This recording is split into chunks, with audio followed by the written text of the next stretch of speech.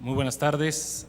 Igualmente agradezco mucho a la Fundación la invitación para participar en esta jornada de reflexión, al licenciado Guzmán por su amable invitación y a ustedes por el interés, la participación, la disposición ciudadana de dedicar una jornada sabatina, tomar parte del tiempo de su descanso para compartir este espacio para conocer, para reflexionar y para proponer sobre temas vitales en esta agenda para la transformación de nuestro país. Mi reconocimiento por esa disposición de participación ciudadana.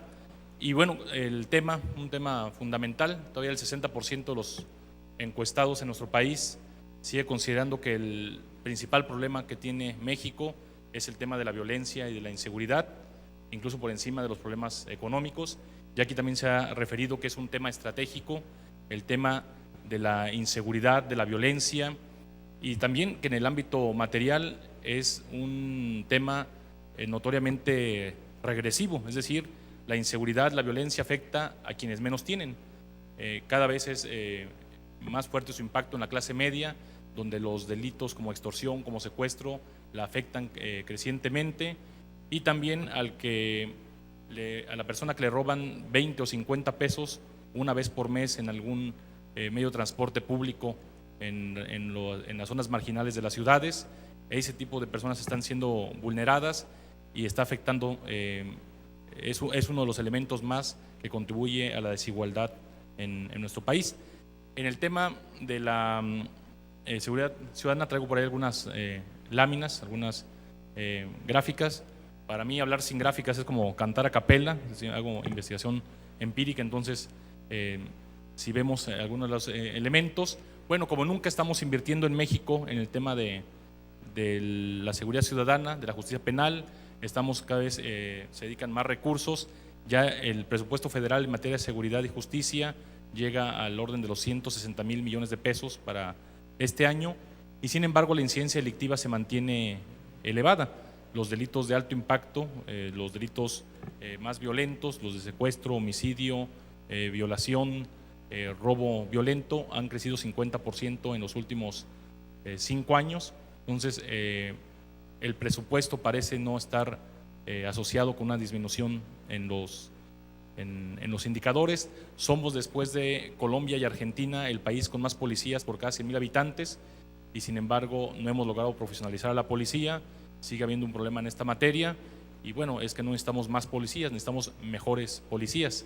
Si el Distrito Federal con sus 80,000 policías fuera país, sería el país con más policías por cada 100,000 habitantes, casi 1,100 policías por cada 100,000 habitantes.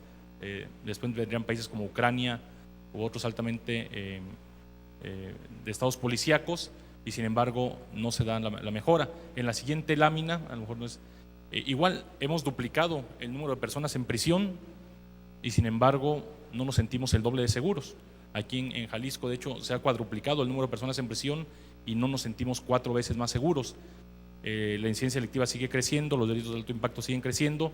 Quiere decir que la política criminal quizás no está alcanzando las metas esperadas.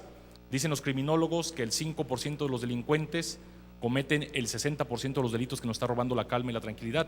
Es una banda que en una noche roba 4 vehículos o 6, es una banda que simultáneamente tiene secuestrada a 2, 3 personas.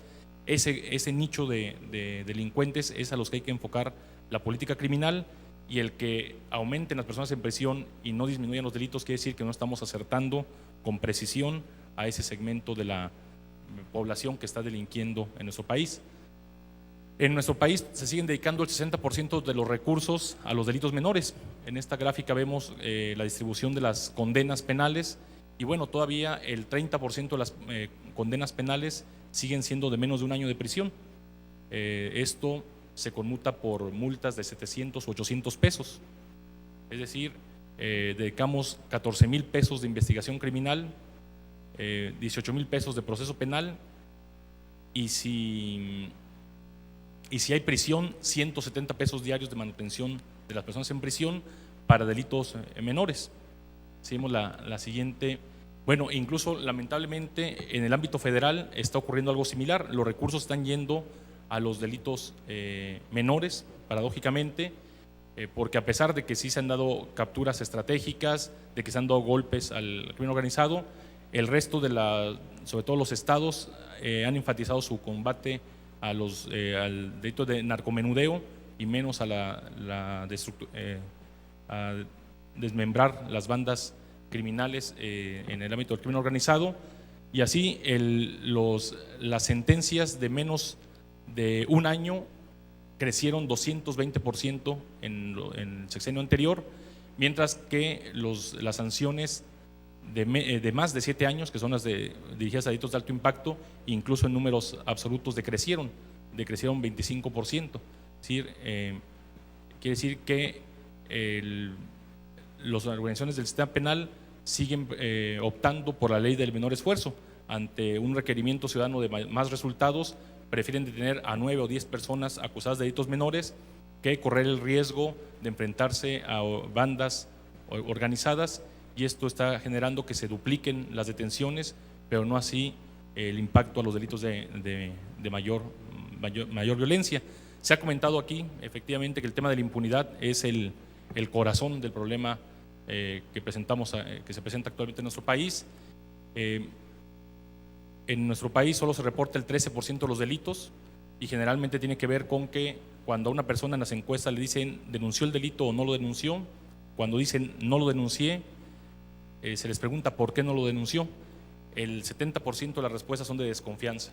Muchos dicen es que no sirve de nada, no vamos a tener ninguna respuesta de la autoridad, mejor asumo mis costos, gracias a Dios lo estoy contando y ya no denuncio. Tiene que ver con 70% de las personas no denuncia porque no confían en el sistema, porque los costos de acceder al sistema penal son altos, y solo el 13% de los delitos se está reportando.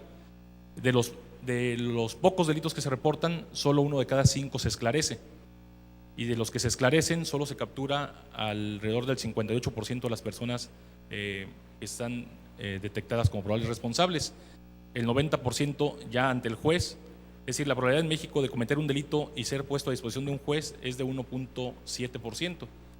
Ya estando ante el juez es muy probable ser condenado, porque el 90% son procesados. Incluso se dice un vaso de agua y un auto de formal prisión no se le niegan a nadie. Entonces el 90% reciben auto de formal prisión o de sujeción a proceso.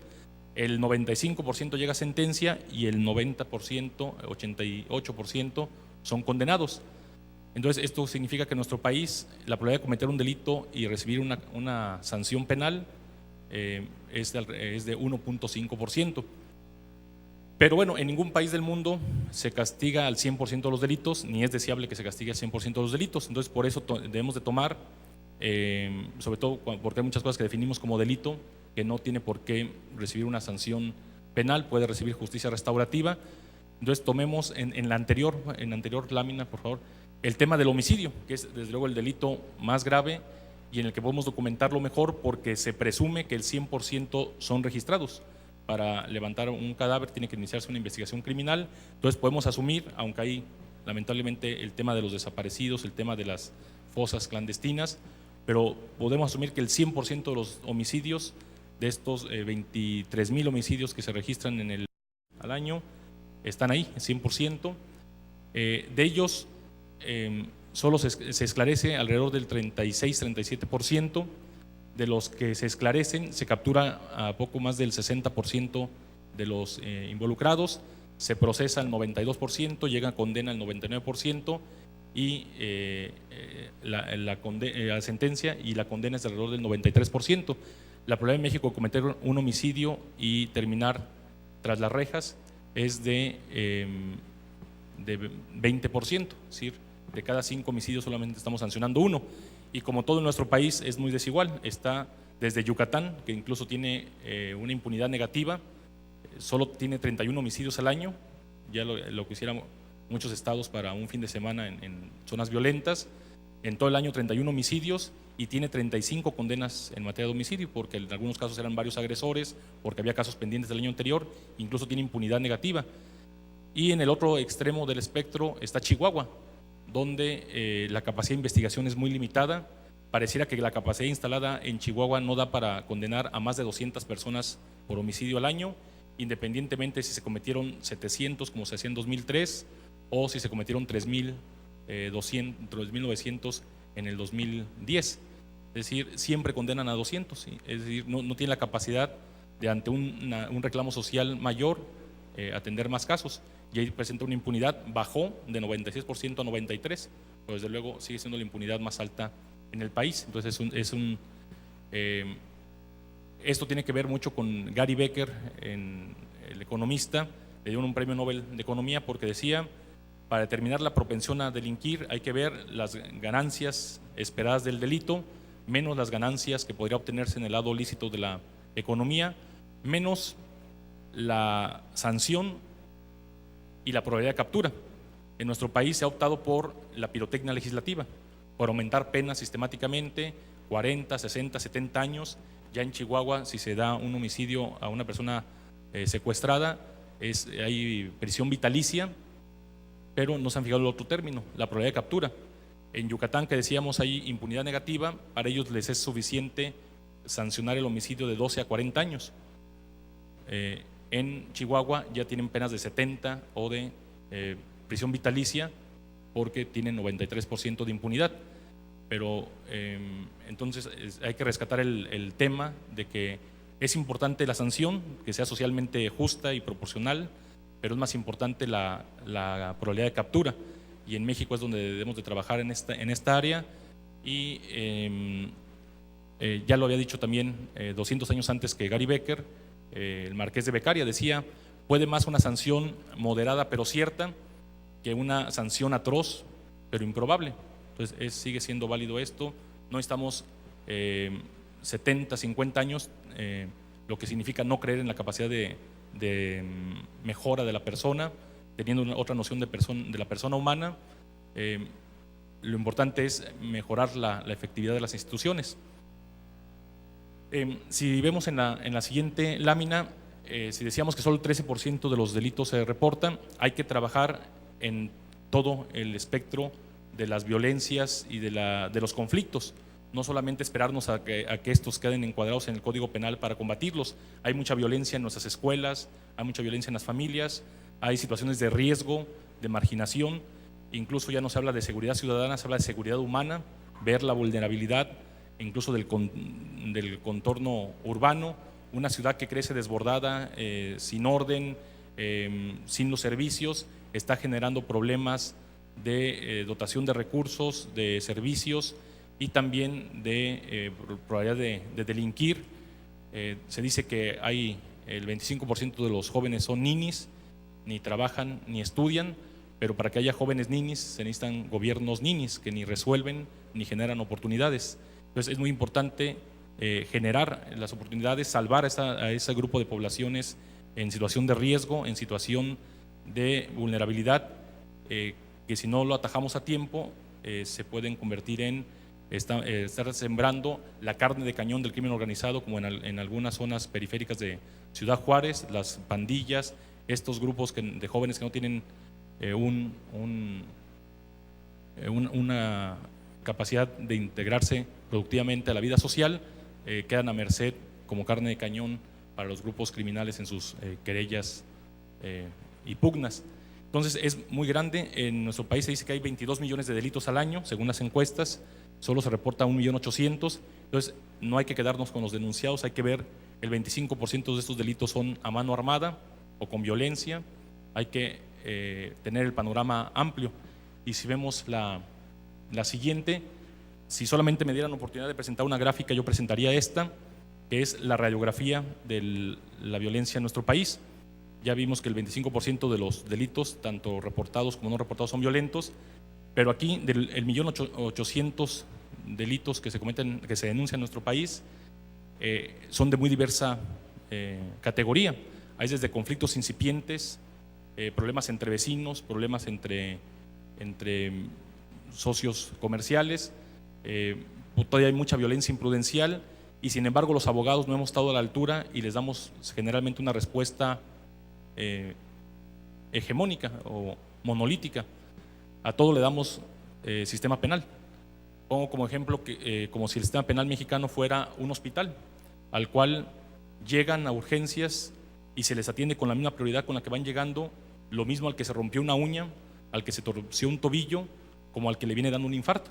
A todos los tratamos igual, al crimen organizado, a todos son delitos, todos son al que chocó su vehículo, no tiene seguro y se lo están cobrando ante un juez penal, como el que tiene conflictos con un vecino, a todos los metemos en la misma canasta, a todos se les atiende por igual, a todos en este hospital se les da una cama y por si acaso a todos se les da quimioterapia, a todos se les da proceso penal con 18,000 pesos de investigación, 14,000 pesos de investigación, 18,000 pesos de proceso penal, y a lo mejor no es la salida más adecuada, que es lo que necesita una familia con problemas de violencia, una sala llena de abogados viendo cuál de los miembros de la familia es el delincuente, o un escenario de justicia restaurativa de psicólogos que ayuden a manejar la violencia, el estrés en esta familia y no darle una salida como de delincuentes. Si vemos esta gráfica de todavía en México, y lamentablemente Jalisco es líder en el tema, hay mucha violencia imprudencial. Todavía nos damos el lujo como país de tener alrededor de 80,000 casos al año de daño en las cosas derivadas de accidentes de tránsito.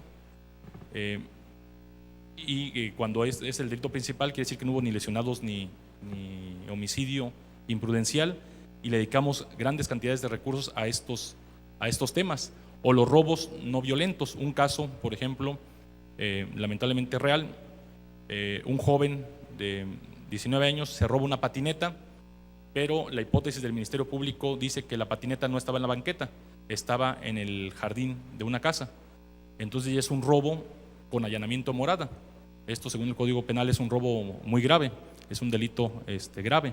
Por lo tanto, este joven pierde el derecho a la libertad bajo fianza, se va a prisión preventiva. Entonces tenemos es un caso rápido, dura 6 meses y medio, en que está privado de su libertad, y son esta franja que son más de 400,000 delitos al año, que son robos no violentos de menos de 1,000 pesos de valor, que no estamos hablando de que se les deje sin castigo, sino que sea un castigo más proporcional. ¿Por qué prisión preventiva?